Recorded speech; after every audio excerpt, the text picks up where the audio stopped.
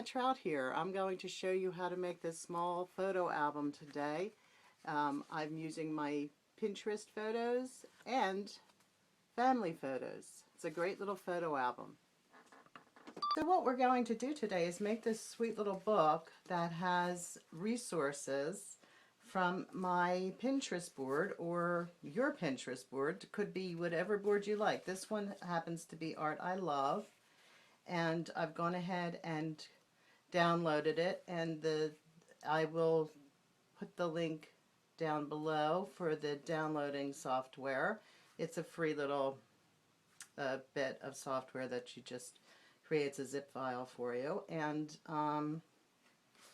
I love having these at the ready for inspiration, or maybe you'd like to make a recipe book, and or maybe it's just a family photo book, which would be really nice.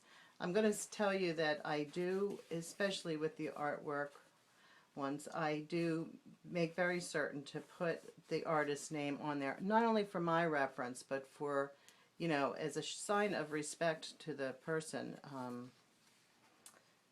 that has done the artwork. Okay, so I have some more pages in this one, so that's kind of nice. And I've also, with this particular one, I've used some washi tape on the outside foredge. I just think it looks kind of fun. Okay, so let's see, what are the supplies that we need? We'll need a little pile of paper, and this size of this paper, I make my books this size. It is 11 by 5.5, I think. Yep, 5.5. You can make yours whatever size you want. You just have to be careful to size your pictures accordingly. One of these little sliding portable trimmers is fabulous. You might want a ruler to bind the book. I have a bit of a mouse pad or foam core, bone folder, awl. I have a glue stick to paste my pictures in. I have some gel pens to write on. In that case was black, but you know, whatever pens you like. I have some washi tape, just because you never know when you're going to need washi tape. And then I just have a needle, a nice thick tapestry needle with a dull end, and this happens to be, I think this is some hemp. It's nice and smooth. You could use a nice thick embroidery floss, such as a pearl cotton. You certainly can use binding thread that's already waxed. If you're using something unwaxed, it's a good idea to give it just a little wax. You can use a candle. It's not absolutely necessary. Okay, let's get moving here. I need my scissors and my needle and thread. Okay, so what I'm going to do is just clip these two pages together, or this set of pages together. Oh, I forgot to tell you about folding. Take your pile of papers and fold them all together as one. Even, you see this will push forward, but that's okay. And then bone fold real well. Bone fold, flip, and bone fold. The holes are already in mine, but I will show you how to do that. This should be done before the holes go in. And then what I do is, there's a spine that's forming, and I just go ahead and encourage that a little bit with my bone folder. It makes it look kind of nice and neat. Okay, next thing.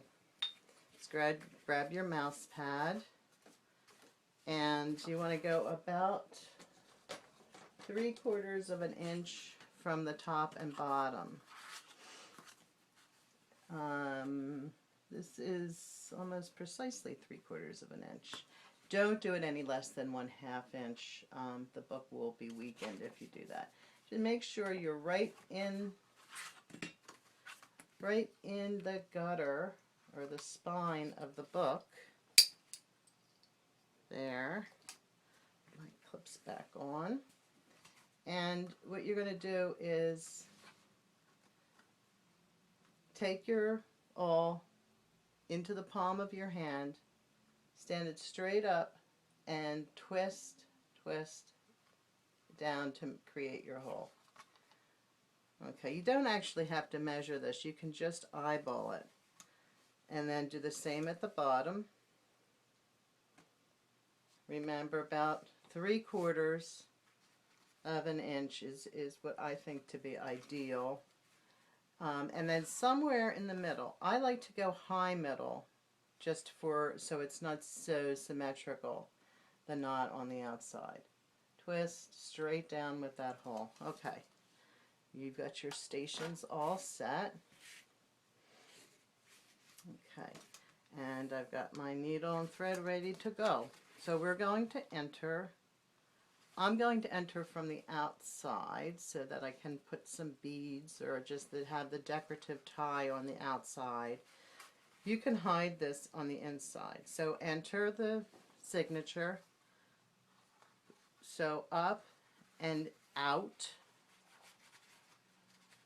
Oh, come on. Okay, there you go. Okay, then down past that center hole and in to the signature. This is really, it's that thread that's really thick. Usually you won't have too much trouble, but if you do, you can take a pair of pliers and pull out. Okay. Now my needle's coming up with one of the end of the thread is on one side of this long thread, and my needle's coming up to the other side. So I'll capture that thread when I tie my knot, which I am going to do right this second.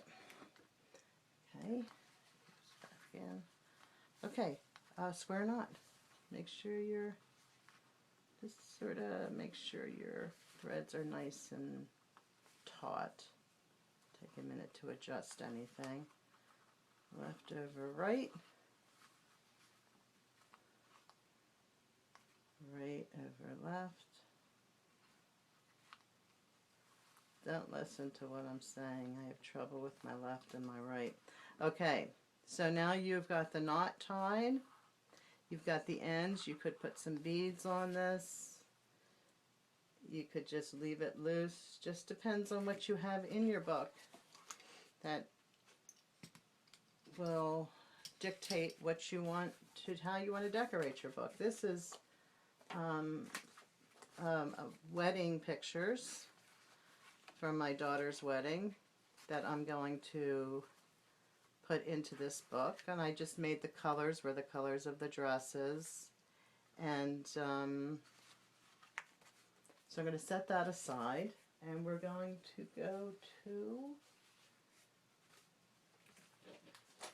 my stitch book, which is just going to add a few more pictures to. I used a slightly different binding on this book. This is called the Tacket binding. I actually have a class on Tacket binding. So this is the stitch book, and again I have just a few more pictures to put in at this point.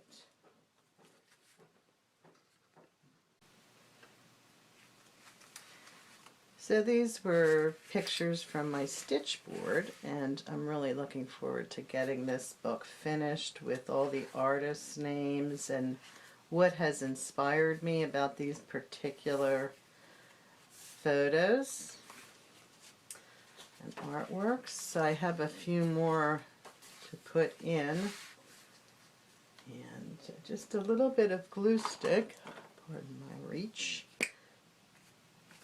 And on the back,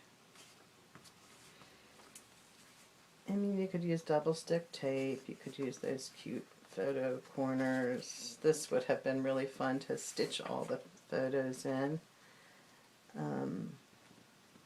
And I'm leaving space for myself to write here.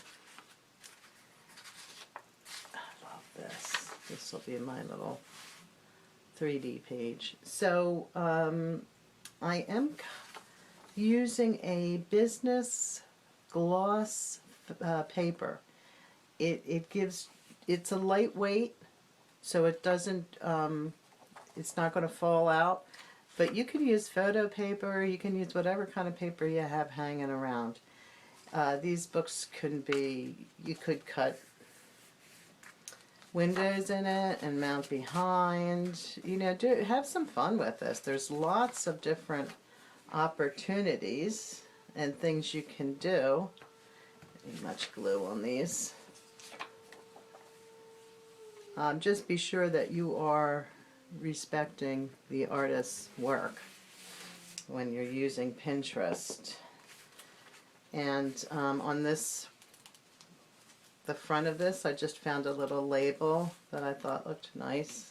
These labels aren't sticky for some reason, so I'll just get a little glue stick there and stick that down and write stitch there, and then just to go through it and fill it up with photos and information. It's a great little resource. Maybe I'll do, I have this washi tape here.